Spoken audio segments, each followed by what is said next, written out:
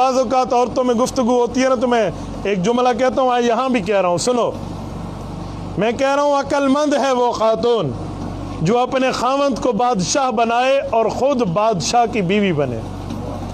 بے وقوف ہے وہ خاتون جو اپنے خاوند کو اپنا غلام بنائے اور غلام کی بیوی بنے۔ یہ تو میرے ہاتھ میں ہے، میں یوں اسے گھماؤں گی فوراً مان جائے گا، ہر صحیح بھی مان جائے گا اور غلط بھی مان جائے گا۔ اس کا معنی تو نے اپنے خاوند کو اپنا غلام بنایا تو بھی غلام کی بیوی ہے، تیری کون سی حیثیت ہے؟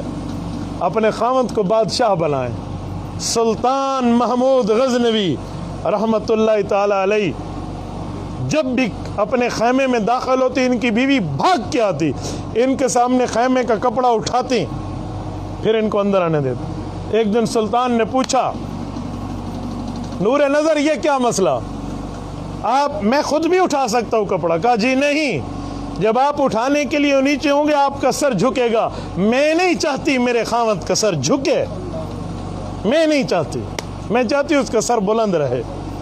خاوند کی عزت میں اس کی بیوی کی عزت ہے۔